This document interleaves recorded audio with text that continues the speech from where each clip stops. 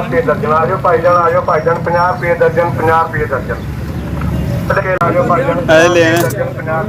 देख सकते केले ले ने, केले लैके तो दही वगैरह लिया है ते लैके चलने घर और जाके आलू उबालने करने सा काम। अस्सलाम वालेकुम मेरे बहन भाइयों, की हाल है? ठीक हो? अल्लाह का शुक्र है, मैं भी ठीक हाँ। जितने मेरे भैन भरा रहिंदे अल्लाह उन्हें खुश रखे तो बाद रखे। तो मेरे भैन भराओ असीं अज लगे हैं आलू बालन, आलू दियां टिक्कियां बना लगे। देखो आलू, बच्चे कह रहे सानू टिक्कियां बना के दवो, तो मैं लगी टिक्कियां बनाना आलू बाल के ते तुहानू नाल शेयर करने मेरे भैन भराओ।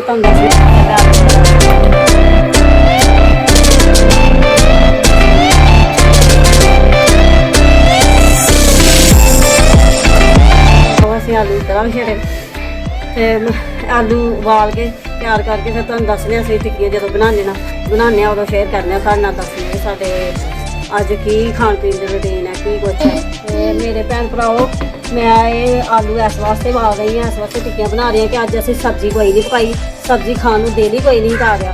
ते नाल असीं रायता दही लिआंदा ते नाल रायता बनावांगे, पुदीना पा के चटनी बनावांगे पुदीने दी, दही भी ते नाल टिक्कियां हो जांदियां। ते फिर मैं नाल आटा गुन्निआ, नाल रोटियां पकावांगे। मैं असीं टिक्कियां दे नाल राती नाल असीं रोटी खावांगे।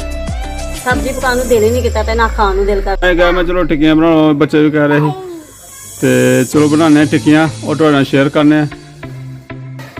मैं कहनी है कि न्हेरा हो जाना सानू, कहनी कि आलूआं दे विच ना थोड़ा जिहा नमक पा दिंदी है कि छेती उबल जाणगे, छेती काम हो जाएगा।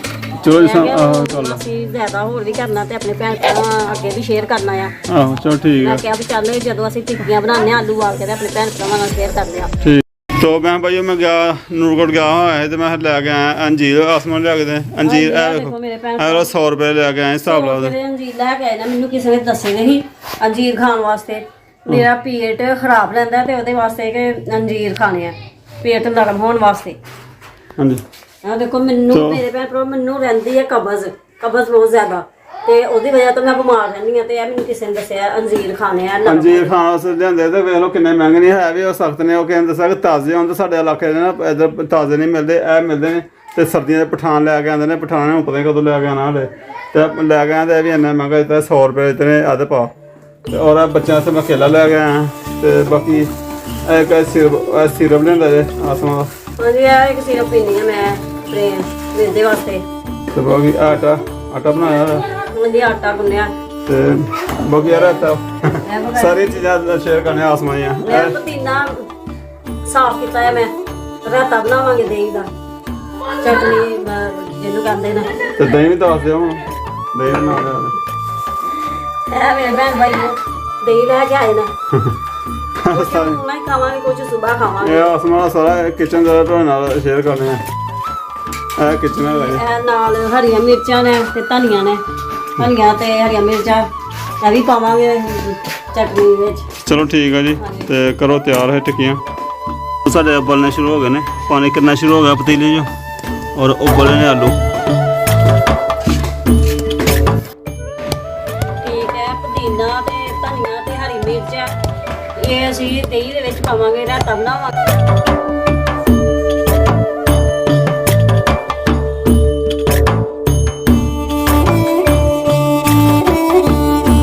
ਮੇਰੇ ਭੈਣ ਭਰਾਓ, ਇਹ ਸਾਡੇ ਆਲੂ ਉਬਲ ਗਏ ਨਾ, ਤੇ ਮੈਂ ਛਿੱਲ ਰਹੀ ਹਾਂ ਆਲੂ। ਇਹ ਦੇਖੋ ਇਹ ਹਰਮ ਨਾਲ ਖਾ ਰਹੀ ਹੈ। ਹਰਮ ਕਹਿ ਰਹੀ ਹੈ ਮੈਂ ਜੀ ਖਾਈ ਵੇ, ਮੈਂ ਤੁਹਾਡੇ ਆਲੂ ਟਿੱਕੇ ਨਹੀਂ ਬਣਾ ਦਿੰਦੀ।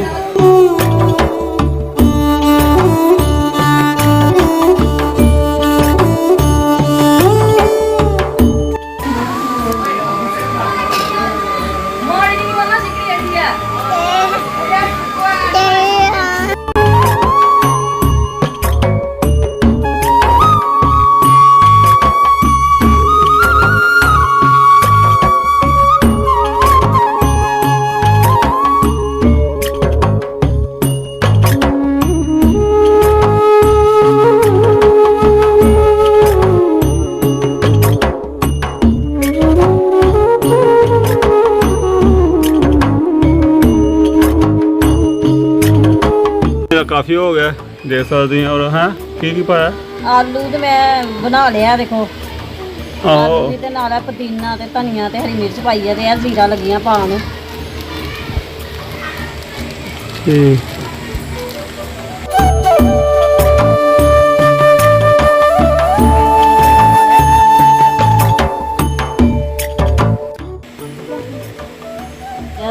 ਮਿਰਚਾਂ ਪਾਉਣੀਆਂ ਮੈਂ ਹਰੀ ਵੀ ਪਾਈ ਹੈ ਤੇ ਕਹਿੰਦੀ ਲਾ ਲੈਣੀ ਹੈ ਨਾ ਠੀਕ ਹੈ ਬੱਚੇ ਫਿਰ ਜ਼ਿਆਦਾ ਖਾਣਗੇ ਹੀ ਨਹੀਂ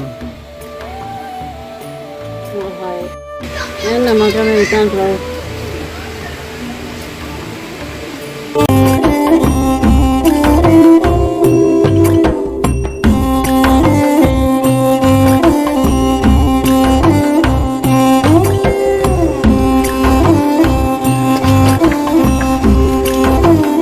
बन गया मसाला हाँ जी लगभग मसाला तैयार हो गया हाँ जी तैयार होगा चलो जी ठीक है मैं बना अंदर बाहर मच्छर बहुत ज़्यादा ही ਤੇ ਮੈਂ ਫਿਰ ਅੰਦਰ ਆ ਗਈ ਹਾਂ ਤੇ ਮੈਂ ਉਸ ਤੋਂ ਬਾਅਦ ਆ ਕੇ ਨਾਲ ਹੀ ਟਿੱਕੀਆਂ ਬਣਾਉਣ ਲੱਗ ਪਈਆਂ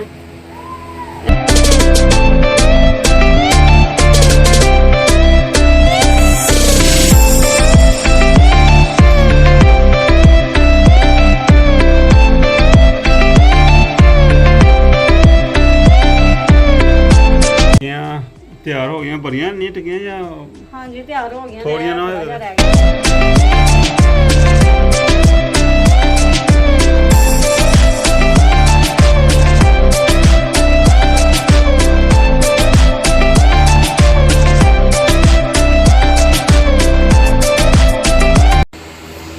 ਮੇਰੇ ਭੈਣ ਭਰਾ ਟਿੱਕੀਆਂ ਹੋ ਗਈਆਂ ਨੇ ਤਿਆਰ ਤੇ ਟਿੱਕੀਆਂ ਤਾਂ ਹੁਣ ਅਸੀਂ ਕਰਨੇ ਆ ਅੰਡਾ ਵਗੈਰਾ ਲਗਾਉਂਦੇ ਆ ਇਹਨੂੰ ਅੰਡਾ ਲਗਾ ਕੇ ਫਿਰ ਤਲਨੇ ਆ ਤਲ ਕੇ ਫਿਰ ਅਸੀਂ ਉਸ ਤੋਂ ਬਾਅਦ ਰੋਟੀ ਪਕਾਉਂਦੇ ਆ ਬਿਸਮਿल्लाहिर्रहमानिर्रहीम ਟਿੱਕੀਆਂ ਲੱਗੀਆਂ ਤਿਆਰ ਹੋਣ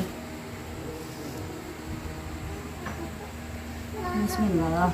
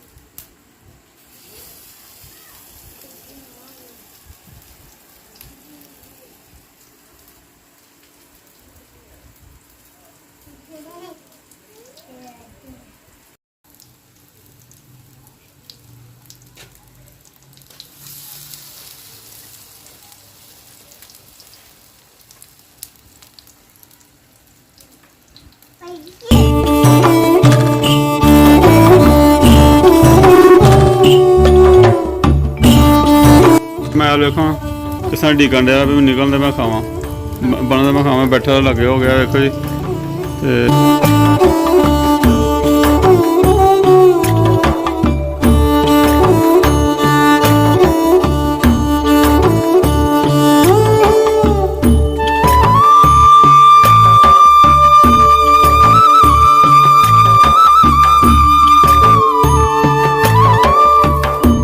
ਜ਼ੀਰਾ ਪਾ ਲਿਆ ਦਹੀਂ ਦੇ ਵਿੱਚ ਤੇ ਮੈਂ ਪੁਦੀਨਾ ਗ੍ਰਾਈਂਡ ਕੀਤਾ ਹੋਇਆ ਤੇ ਪੁਦੀਨਾ ਵੀ ਇਹਦੇ ਵਿੱਚ ਪਾਉਂਦੀ ਹਾਂ ਚਟਨੀ ਬਣਾਉਂਦੀ ਹਾਂ